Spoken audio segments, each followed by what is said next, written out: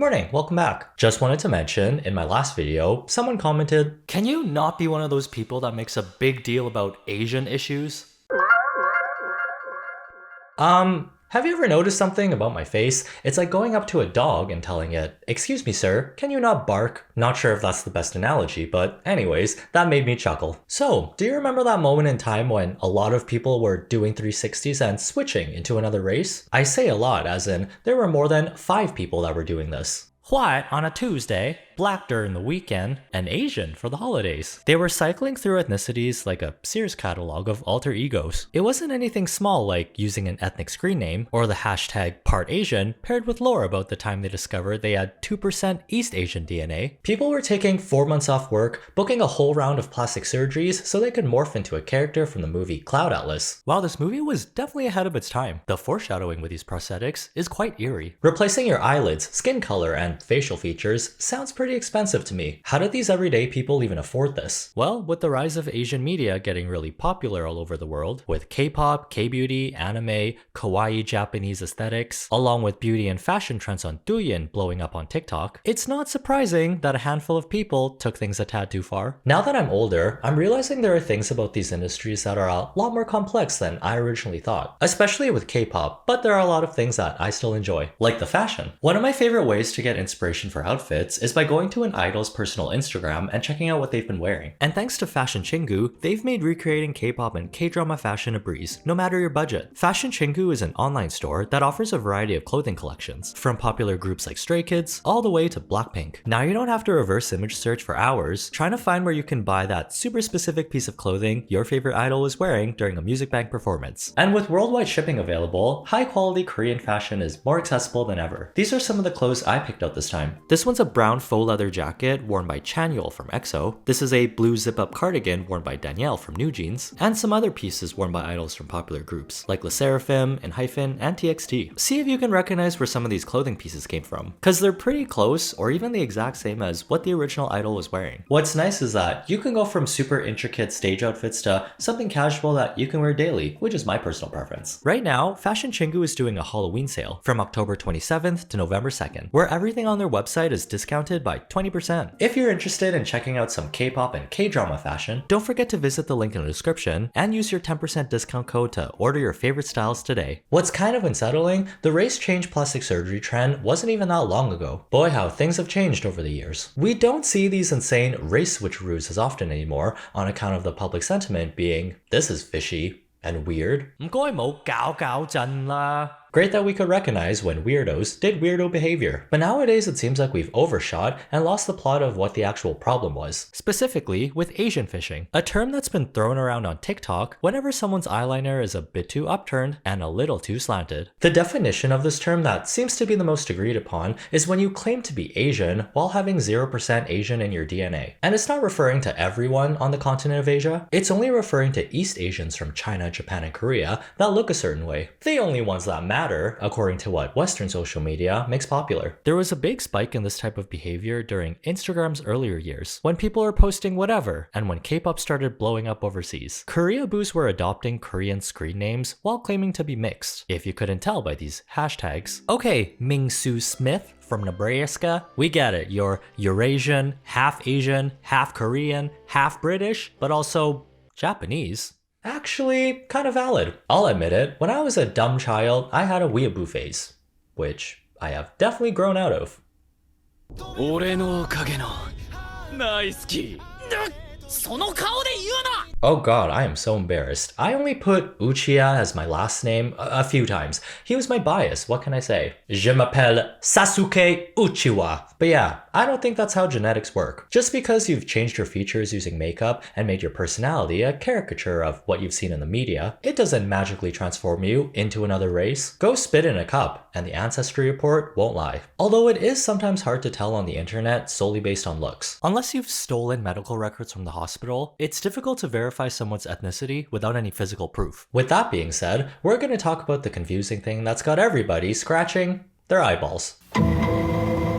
Makeup for the eyes has a variety of uses. You can use it to accentuate your piercing blue almond-shaped eyes. Or as male authors like to write, her eyes were like blue marbles in a glass of cold milk. You can use eyeliner to make your eyes more symmetrical to fit into certain beauty standards, like popular actresses with blonde hair and blue eyes floating in a jar of warm milk. Or even a cosplay as a popular character from a TV show, like the Blue Eyes White Dragon lapping up a plate of room temperature milk. Once beauty trends from East Asia started making its way over to TikTok, the natural progression is people trying out these makeup looks for fun. From what I've seen, the most common goal with these types of makeup looks is to give yourself more of an almond-shaped eye that's more elongated and bigger than your natural eye. I personally don't see a problem with non-Asian people wearing this style of makeup, even if it does change the way your eye normally looks. At the end of the day, it's only temporary, and you'll still be the same race after you take it off. Although on the other side of this take, are the eyeliner police, who have taken the Asian fishing term and are slapping it on anyone who tries East Asian style makeup who doesn't look like they're of Asian descent. To them, that means monolids and upturned eyes. Not sure how I feel about that. Isn't that weird to assume that we all look like that? Asian eyes do come in more than one flavor, you know?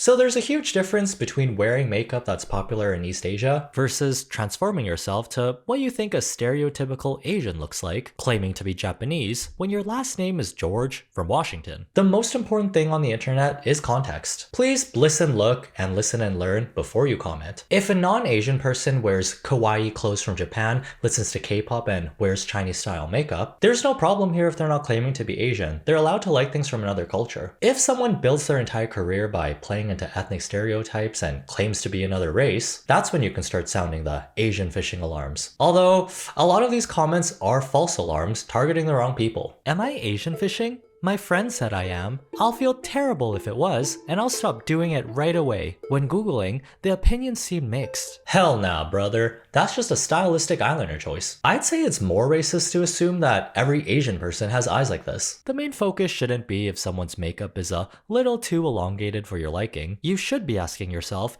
is this person claiming to be Jimin from BTS? If not, then they're probably okay. I do understand the sensitive nature of this topic. Some of you didn't have to go through the Asian kid of immigrant parents experience of getting made fun of in school because of your eyes. Nowadays, traits from other cultures are like video game skins. You can put them on and take them off at any time without going through all the bad stuff that comes with being a different ethnicity. After Asian fishing became the new term of the year on TikTok, actual Asian people started getting accused of Asian fishing for views. What?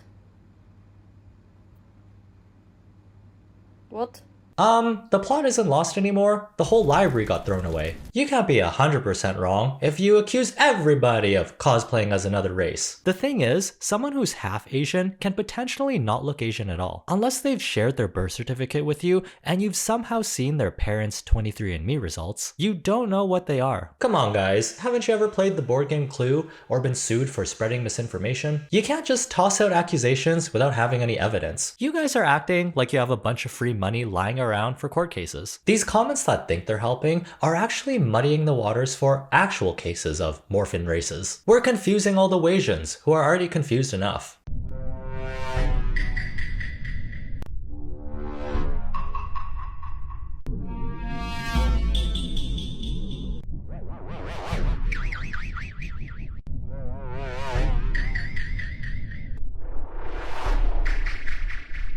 You might not be Asian, but I am. I'm Chinese. I am Chinese and Ukrainian, and I do dramatic, doll eye makeup to make my eyes look bigger just by putting weight underneath my eyes so that I look like an animated character. And if I'm not Asian enough for you, I guess that's too bad. I've also noticed that the people who accuse people of Asian fishing aren't even Asian themselves. It's important to consider the source of who these comments are coming from. Are they an Asian person? Or is it a username full of numbers with no post using an anime profile picture? Oh, in East Asian culture isn't only makeup, clothing, and physical attributes. There's also fun things like having really intense pressure to study hard to get into a prestigious university, because that'll determine your worth in life. There's also being expected to work overtime every single day until you've turned into a corporate zombie who lives for their company. Why don't I see Asian fishers playing into that stuff? It's all part of the East Asian experience, baby. Like I said, we've become fixated on the wrong thing and missed the original point completely. It's letting actual issues like the race change to another community get away with treating Asian faces as cute little commodities. What exactly do you mean when you say you're claiming my face? Last time I checked, I own the rights to that. You gotta pay if you're gonna use my likeness. And I got nothing against subliminals, which are audio recordings that contain positive affirmations that are designed to be heard by the subconscious mind. If they work for you, then sure, do what you want on your own time. Although this one here struck me as strange. East Asian skull.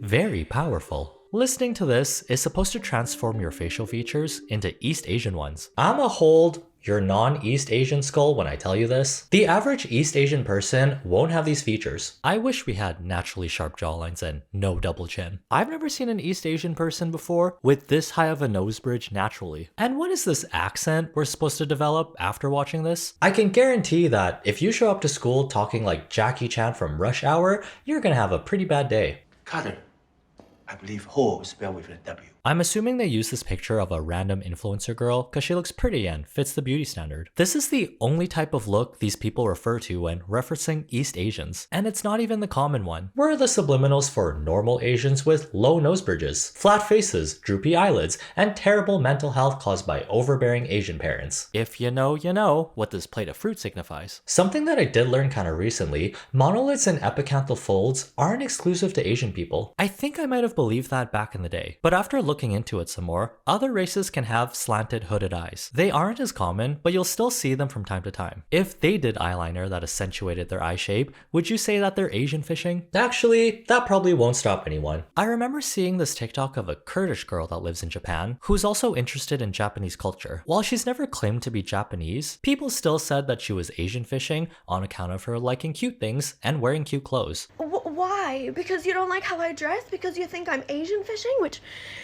we've been over this. I don't do anything to change any of my features. I like cute things. I like pink things. And I think people are uncomfortable because they're not able to comfortably put me in a box because I'm West Asian, which of course people will come for me for using the terminology, but the fact is that Middle Eastern, we don't say Far Eastern anymore because it's colonial language. And I don't understand why we have to say Middle Eastern.